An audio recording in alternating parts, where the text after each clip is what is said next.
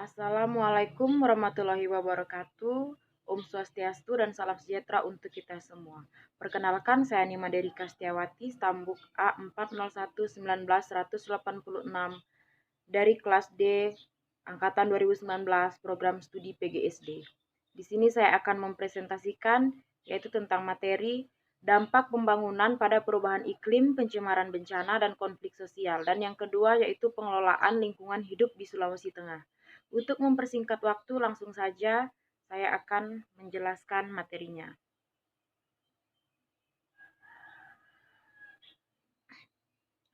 Pertama-tama kita ketahui dulu apa itu tujuan pembangunan.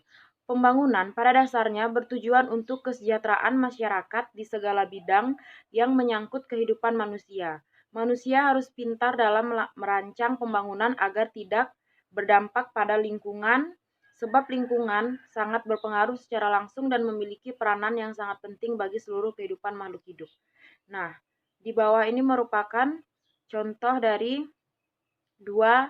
satu gambar namun memiliki dua artian. Nah, yang pertama gambar sebelah kiri yaitu gambaran alam yang masih asri. Di situ kita dapat melihat bahwa udaranya masih sangat segar dan di lahan tersebut masih ditumbuhi oleh pohon-pohon yang sangat hijau.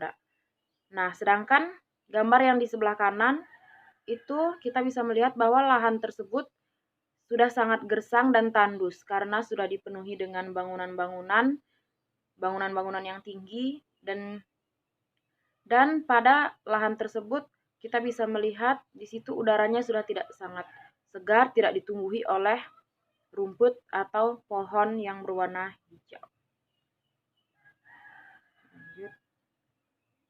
Dampak pembangunan. Dampak pembangunan pada perubahan iklim. Pembangunan di kota-kota besar menyebabkan perubahan suhu global yang berakibat adanya perubahan unsur iklim, terutama kenaikan suhu udara. Pembangunan gedung-gedung yang berdinding kaca juga akan memantulkan radiasi panas sehingga menimbulkan suhu meningkat dan menjadi sangat panas.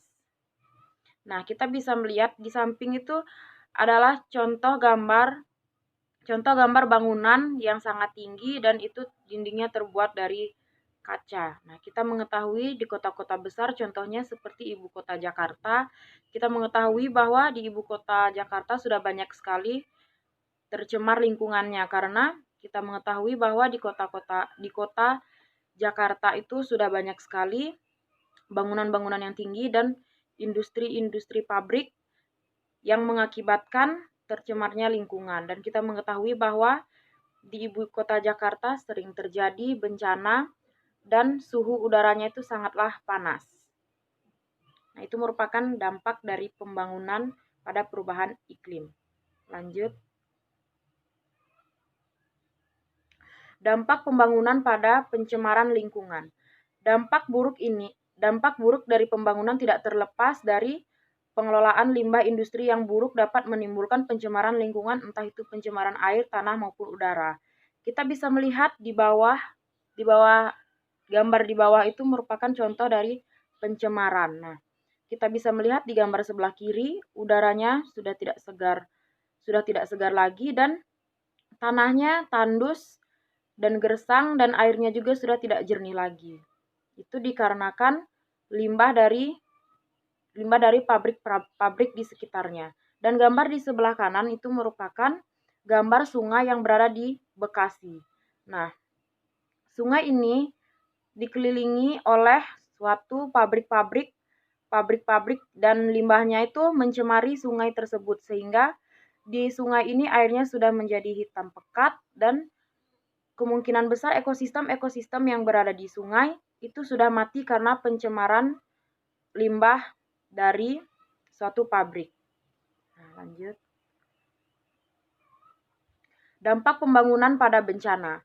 Tidak jarang lahan-lahan di perhutanan dan perbukitan pun digunakan untuk pembangunan, sehingga jika hutan gundul maka tanah pada hutan tersebut tidak mampu menyerap air hujan sehingga bencana longsor akan mudah terjadi.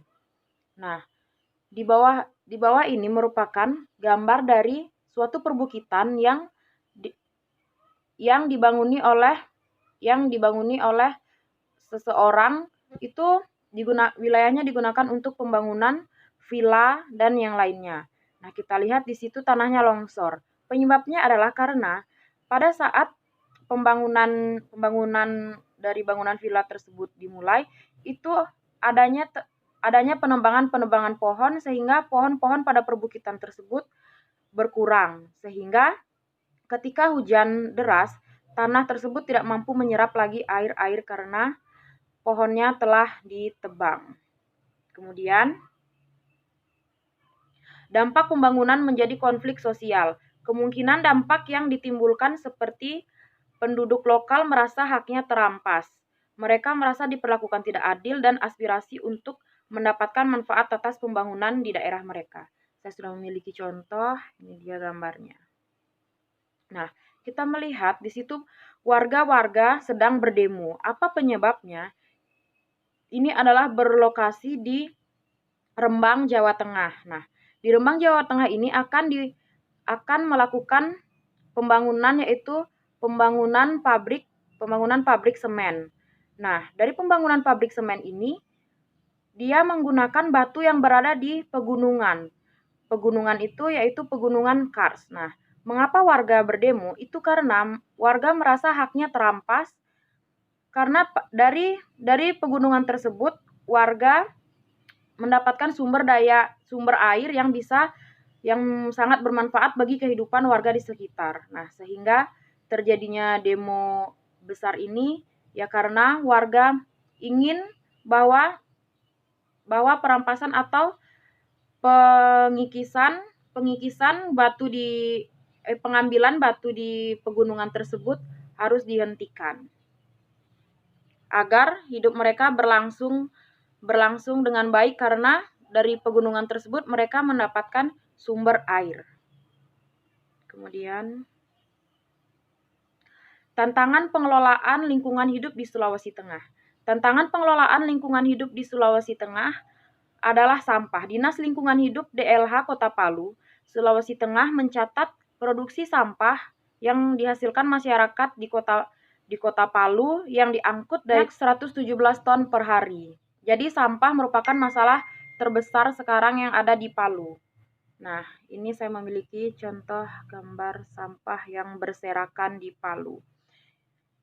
Nah, kita bisa melihat bahwa di Palu banyak sekali sampah-sampah. Nah, ini adalah bagian contoh. Nah, kita bisa melihat bahwa di jalan dan di pasar banyak sekali sampah-sampah yang berserakan. Tantangan kita sekarang adalah bagaimana cara mengelola sampah yang ada di Palu agar masalah sampah tersebut bisa terselesaikan. Nah, menurut saya caranya adalah dengan cara kita mendaur ulang sampah tersebut, karena bagian besar dari sampah-sampah tersebut adalah plastik. Nah, kita contohkan saja dari botol aqua. Dari botol aqua tersebut kita bisa mengolahnya menjadi suatu kerajinan, contohnya tempat pensil, dan kita buat kerajinan tersebut semenarik mungkin sehingga bisa dijual dan mendapatkan penghasilan. Nah, itu merupakan salah satu caranya. Kemudian, sampah-sampah plastik juga yang sudah tidak bisa didaur ulang itu bisa kita bakar, karena kita mengetahui bersama bahwa sampah plastik sangat lama untuk proses penghancurannya atau tidak bisa dihancurkan oleh tanah. Dan itulah presentasi dari saya. Saya akhiri. Wassalamualaikum warahmatullahi wabarakatuh. Om Santi Santi Santi Om. Dan saya ucapkan terima kasih.